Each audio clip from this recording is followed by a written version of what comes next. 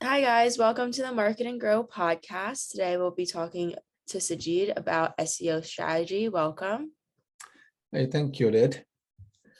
So can you just give us a little overview what exactly is SEO? Sure. SEO, which stands for search engine optimization, it's the process of improving the quality of a website traffic to a website or web page from search engines, right? SEO targets unpaid traffic.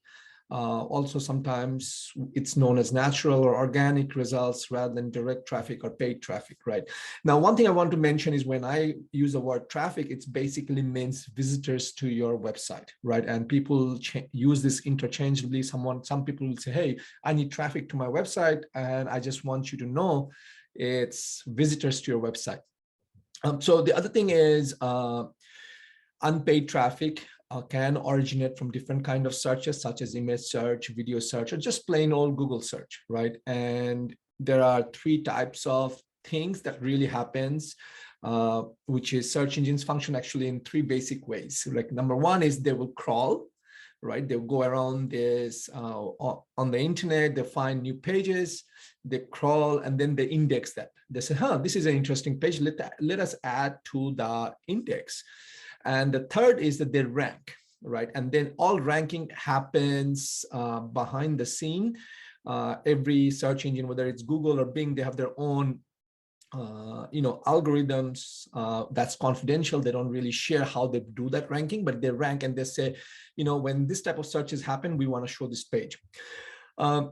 Deep dive into crawling, just so that crawling is also known as, some people will say robots, some people will call them spiders, but all they're doing, they're all the same thing, which is they're going around the internet and, looking at websites and web pages and just basically saying, if we should index this or not. Next up is indexing. Indexing is, again, like I said, it will just go ahead and make a catalog saying, oh, this website is out here and this is the information they have. And ranking, like I already touched on, it's just something confidential, proprietary. Every search engine has their own one. And the other thing you want to know, ranking is based on multiple factors, like some of them are on-page factors, like information that you have on your page, and off-page things that you don't have on your page, but they are available in other sites, and that kind of also factor into your ranking. So how is SEO different than PPC pay-per-click? Okay, that's a great question. So SEO is organic visitors to your website or web page, right? So, and visitors who found you through search results page are also, and in short, we call it SERP, search engine results page, SERP, right? And paid traffic, which is pay per click, and that could happen from Google, it could happen from Facebook, it could happen from Pinterest, doesn't matter. It's like you are paying someone, which is the publisher, or in this case the platforms, Facebook, Twitter, TikTok, to show your ad, and then they charge you every time someone clicks on your ad, right? So that's the two model difference. And one thing I wanted to tell you, right, and this is a great timing, Odette. Yesterday we were working on a document, right, research on I think for the next blog post. Remember, something surfaced, which was like an article that was written 10 years ago, right? And it showed up on our search results. That's the power of SEO, which is like if you write good quality, high quality article, it gets shown up again and again. It's like harvesting rainwater. You set up the system and it keeps coming up. Definitely. So you kind of touched on this, but why is it especially important? Why is SEO especially important in 2022? Okay. First of all, I think, yes, you're right. I just touched on it a little bit. Like, if you do good SEO, it just keeps you paying the dividend. Now, that's one. The other thing I will tell you is, pay per click is getting expensive, right? Why does it get expensive? It's because, as new channels come up, as people find out that that's a profitable channel, everybody jumps into it and it goes in. So you don't want to just keep keep on paying money to get traffic, right? And also remember, Google gets about, right now, the last statistics I read was like it gets about 8 billion searches, billion with a B, searches a day in 24 hours. That's a big number. And if you're not really tapping into it, like, you're missing out a big portion of the market. So can I just focus on either PPC or SEO? I would say don't, or no, because they're not mutually exclusive. Like, oh, I'm just doing this and I shouldn't do that. SEO is a long game, right? So if you put up a website today, you don't get shown up. I do not know when you're going to get shown up. No one can tell you unless other than Google engineers who are working on it, right? Anyone else tells you, oh, I can get you on page 1 in 1 week and I can get you on this thing, they're lying to you, because no one has control other than Google. It's very closely guarded secret, just like the recipe to Coca-Cola or McDonald's. You don't know that, right? Yeah. It's like the Coca-Cola recipe. I heard, like, it's in a vault somewhere in downtown Atlanta, and no one person can access that vault. Same way, because that's Google's bread and butter, and they make billions of dollars every quarter. Yeah. Coming back, so you do not know when you're going to get shown up. You, in a good scenario and best, I mean, if you do something today, chances are you're going to get shown up in 6 months from now. I'm sure you want some traffic between now and 6 months. You want some leads, you want some visitors, you want some customers. You don't want to just wait, and you may not even show up in 6 months. So SEO is a long game. So you want to invest in SEO and you want to show up and you want to stay at it, right? It's like the other example I will tell you, it's like you go to the gym today, you don't see the results tomorrow morning, but you keep on doing, and eventually in 6 months time, you're going to see the results, right? Exactly. SEO is like that. You have to keep at it and you have to keep investing at it, and and have the right model, and then you tweak it along the way and you will get shown. In the meantime, you want to spend money on PPC because you want that traffic to come in so that you can make the sales, get those new leads between now and whenever you show up organically. And over time, you kind of reduce your spending on PPC. So why can't I just do PPC? Well, like I was saying, if you just do PPC, tomorrow when you stop spending money, you're not going to get shown up. Like, the example I told you earlier, or I was sharing with you, right? If you do a good job in SEO, if you do a good job with organic content, you're going to get shown up 10 years from now, right? What we just saw yesterday. Imagine if that website was just running traffic to that blog or to that article using PPC, they would not have surfaced yesterday. So they would have missed out big time, right? So that's the big, there is a time and a place for paid traffic, but eventually you want to slowly reduce the spend on PPC, unless obviously you have something else. But I would definitely say, do not stop spending money on PPC, but it should be either a 60-40 balance or a 70-30, but there should be some balance. Okay, that makes sense. And then what can you tell us about maybe some common assumptions that people make for SEO? Okay, first one is people think SEO is a one-time process. It's like same way going back to the gym. You cannot just show up one day and work out like for 10 hours and say, I'm done, right? Check out. Or you are in the best shape of your life and then you stop going. What happens? You lose everything, right? Same way. SEO is something you do not want to just do it once and get over it. It's an ongoing process.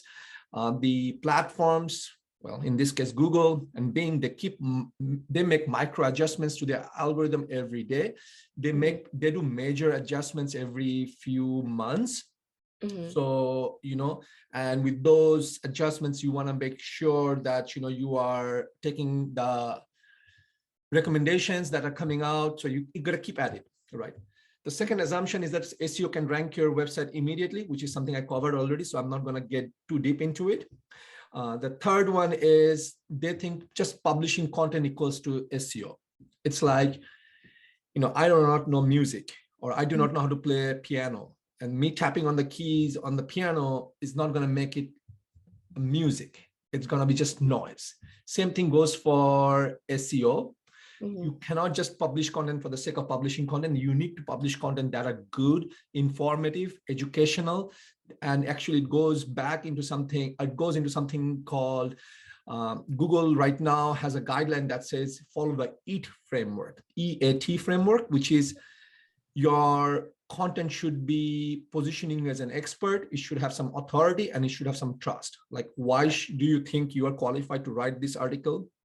Do you have any authority to write this article, and can we trust you? So that's something you should keep in mind when you write publish content. Mhm. The other one is on-page SEO is good enough to generate traffic, this is the fourth point. Like, oh, I have all the right keywords, I have the right, it's a very heavy article, like, it has all the points and everything, it matches the EAT framework, I'm good. Backlink plays a role as well in terms of you getting ranked. So you want to focus on that as well, getting like are other websites linking to your article, or are you linking to other places, things like that.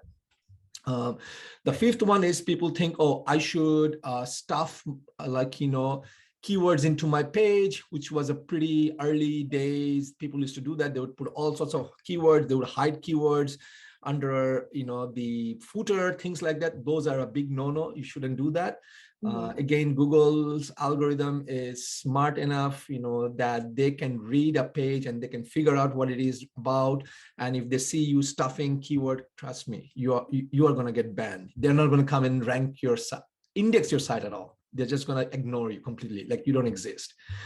The sixth point is playing black hat tactics. Like, black hat, there in the SEO world, there are like, three things that people say: black hat, white hat, and gray hat. Black hats are like, things like those dodgy things, like, crappy things that people do. Like when I talked about backlinks back in the day, a lot of these SEO guys, what they went is like, and they would tell their client, hey, I can get you 100 backlinks back to your website. And what they ended up doing was they would go to these porn sites and they would put their links and all those things, and Google figured out. And then Google was like, it's not just backlink, but it's like, who is linking back to you? So if Google sees that, you are getting linked back from, if you're getting a link back from a porn sites and you're talking about your website, like in marketANDgrow is talking about marketing, and I have a link on a porn site, Google is going to be like, you paid someone, you're trying to game the system, and they're going to punish us. They punish us by kicking off the ranking algorithm or not even indexing us and just ignoring us. So you don't want to do that. Okay. White hat, on the other hand, is like, these are tactics and recommendations that Google has given out and you are following them. So those are white hat. And the gray hat is like some of those gray areas where Google hasn't really said anything against it. So you want to be careful on that as well. But those are some of the things. The last point is the technology that powers your website plays a crucial part on your SEO strategy. What I mean by that is, do you have SSL turned on? Is your website, fast enough? And this is something, Odette, you covered the other day, right? When you wrote the blog about page experience and core web vitals, right? They play a big factor in ranking, right? And I don't want to really dig deeper on this right now, because I think we're going to bore people to death, and we'll probably do a different show on this, an episode on this, and core page experience and core web vitals. But what I want to say is that technology does play a big role. Who you host with, how fast it loads, where it's coming from, things like that, which people don't take into consideration, but it plays a role. We can link the blog in the description or something of the podcast. That's a great idea. Thank you. Yeah, let's do that, because you did it. I want to give a shout out to Odette for doing a fabulous job on writing on page experience and core web vitals. So if you're listening to it, please do check it out, because Odette has really taken it and made it very easy, digestible format that you can find out what it is all about. Thank you. And then just wrapping up, other than calling marketANDgrow for help, what can a business owner do today to kind of get their website running for SEO? First of all, you should definitely check out Odette's blog. Not because Odette is part of my team, but I will tell you, that's a very valuable blog that she has written. Okay, I'm very happy and excited that Odette did this blog. Number two is, on that blog, I think, Odette, there is a link to a tool called Page Speed Insights, right? That's a Google tool. Use that tool And I think, and also Google, Odette, you have also a couple of other links. You can click on those links, which is basically, or you could start off with page speed insights, and you should just, check how fast is your website. Is it user friendly? Is it passing all the things that Google is checking for from a technical standpoint? Because that's very important. Without it, you cannot really build on anything else. The next thing is like ensure that all your pages have titles, right? Check for meta descriptions, check for broken links, check for the sitemap.xml. Ensure that, again, it's HTTPS, not HTTP. Google doesn't like HTTP anymore. It's just the secure version of the web traffic.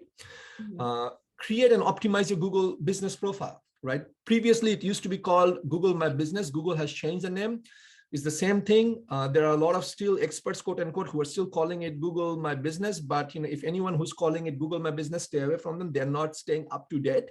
Not that they do, I do not know whether they know the product or not, but it's just anyone who is not getting on like, it's not using the right terminology because they changed the name. That means, they're not staying up to date. You don't want to stay that, but go ahead and make sure you have a Google business profile up to date. You do get a lot of SEO benefits for having a good Google business profile. That's all. I think these are the starting step. Even if you were to come to us first, I would tell you, do you have all this stuff? If not, don't start with us. Go do it on yourself, and then we should start an engagement. Exactly. Well, thank you for that. That was really informative. And I hope that the listeners got a lot out of it and they can check out our website if they want some more information, right? Yes, absolutely. Well, thank you, Odette, for your time. We'll talk again. Sounds good. Okay, bye. Bye.